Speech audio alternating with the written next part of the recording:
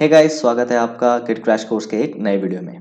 तो जैसा कि आप स्क्रीन पर देख पा रहे हैं, आज के वीडियो में हम बात करने वाले इंटरव्यू क्वेश्चंस के बारे में। तो ये इंटरव्यू क्वेश्चंस, मैं ये नहीं कहूँगा कि ये यही इंटरव्यू क्वेश्चंस जो हैं आपको प्रिपेयर करके जाना चाहिए किसी भी गिट के इंटरव्यू से रिलेटेड।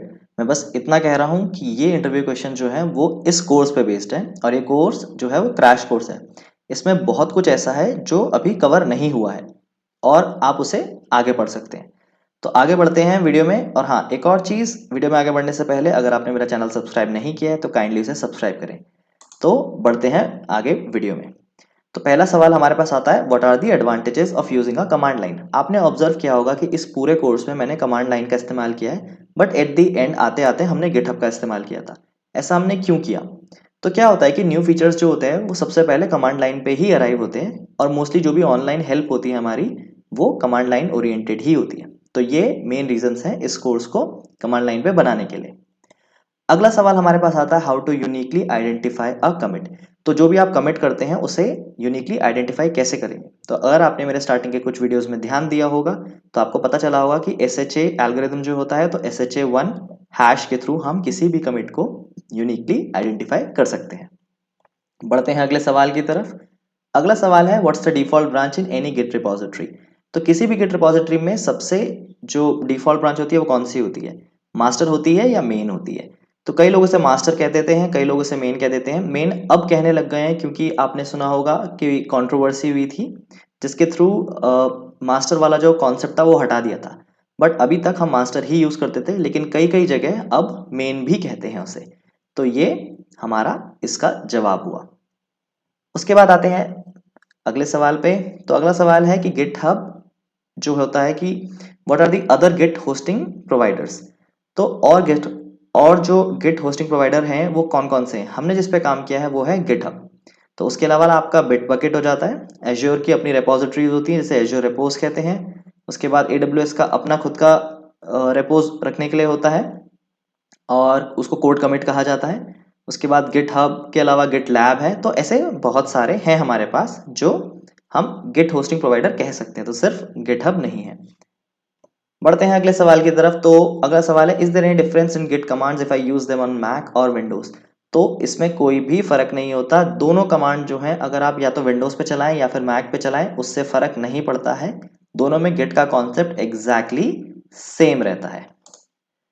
अगला सवाल है, pass phrase is must while creating SSH की। तो आपको याद होगा जब हमने एसएसएच की बनाई थी तो उसमें हमने उसने हमसे पूछा था कि आपको यहाँ पे कोई पास फ्रेज रखना है क्या।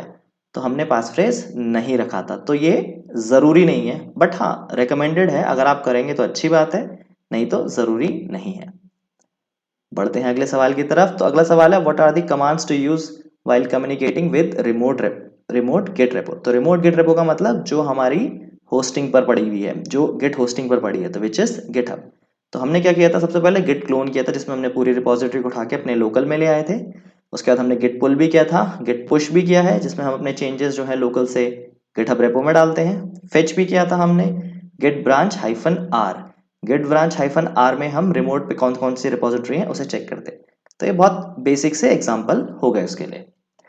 बढ़ते हैं अगले सवाल की तरफ, why do we need hyphen u parameter in get command.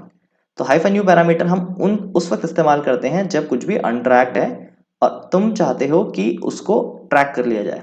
तो hyphen you like kind of one time process होता है अगर कुछ भी अनट्रैक्ड है, तो उसके लिए हम हाइफन यू इस्तेमाल करते हैं। आगे बढ़ते हैं, why it is recommended to issue the Git pull command immediately before Git push. तो हम ऐसा क्यों करते हैं कि गिट पुल को हमें करना चाहिए, कभी भी कोई पुश से पहले गिट पुल करना चाहिए? तो सबसे पहले तो ये देख लीजिए कि ये एक सही तरीका है, it's a good habit to develop. तो अगर आप सोल ओनर हैं तो उतना फर्क नहीं पड़ता इस चीज से, बट अगर बहुत केओटिक काइंड ऑफ एनवायरनमेंट जिसमें काफी सारे डेवलपर्स जो हैं वो काम कर रहे हैं, तो ये बहुत अच्छी हैबिट है, इसे डेवलप कीजिए। ये आपके आगे चल के बेस्ट प्रैक्टिसेस में ही काम आएगी। और ऐसा हो सकता है कि मान लीजिए किसी और बंदे ने कोई और कमिट किया है तो आपका पुश जो होगा वो फेल हो सकता है, क्योंकि रिमोट रिपोजिटरी में आपके चेंजेस जो आपने लास्ट पुल लिया था उसके बाद जो चेंजेस होंगे आपको पता नहीं चलेगा। तो ये एक सही हैबिट है, एक सही प्रैक्टिस है, बेस्ट प्रैक्टिसेस में आता है ये गिट की। तो ये हो गया आपका सवाल। अगले सवाल पे आते हैं, how to create a branch in Git. तो आपने देखा था दो तरीके से ब्रांच क्रिएट कर सकते हैं। एक तो हम ऑनलाइन कर सकते हैं गिटहब के थ्रू, जो होस्टिंग प्रोवाइडर है आपका गिट का। हम गए थे वहाँ पे, लेफ्ट साइड में ब्रांच पे क्लिक किया था और वहाँ पे कोई भी ब्रांच बना दीजिए, जैसे कि डेवलप हमने बनाया था, यूएटी प्रोडक्ट, कुछ भी बना दीजिए प्रोडक्शन का, वो बनता है। दूसरा एक तरीका है जो हमने लोकल में बनाया था गिट का, जिसमें हमने कुछ कमांड्स लिखे थे और उसके थ्रू हमने ब्रांच बनाया था। तो आई होप गाइज ये जो भी 10-11 क्वेश्चंस हैं ये आपको क्लियर हो गए होंगे। और मैं फिर से कहना चाहूंगा ये वाली बात कि जरूरी नहीं है कि आपसे यही सवाल पूछे जाएं, पर ये एक बहुत ही बेसिक चीज है और ये इंटरव्यू में शायद आपसे पूछी जा सकती है, तो ये तो आपको पता ही होना चाहिए। अगर आपने मेरे सारे आंसर सुन लिए हैं तो या तो उन्हें कहीं लिख लीजिए या फिर एक बार इसको दोबारा रन कीजिए और मेरा वीडियो पॉज करके एक एक क्वेश्चन का आंसर खुद से करने की कोशिश कीजिए। अगर आप इनका आंसर सही से दे पा रहे हैं तो मैं समझूंगा कि मेरा काम यहाँ पे सफल हुआ और आपको ये कोर्स बहुत अच्छे से समझ में आया। तो आशा करता हूँ आपको ये कोर्स बहुत पसंद आया होगा। अगर आपको किसी भी चीज़ की कंफ्यूजन है तो आप नीचे कमेंट सेक्शन में लिख सकते हैं और हम उसे एड्रेस करेंगे। And this video marks the end of this course, जो किट क्रैश कोर्स था उसका एंड हो चुका है आज इस वीडियो के थ्रू। अगर फ्यूचर में मुझे कुछ और टॉपिक ऐड करने हुए तो मैं ऐड करने के लिए नए वीडियोस बना दूंगा और डाल दूंगा। सो थैंक्स गाइज, यहाँ तक बने रहने के लिए धन्यवाद, and I will see you in the next series.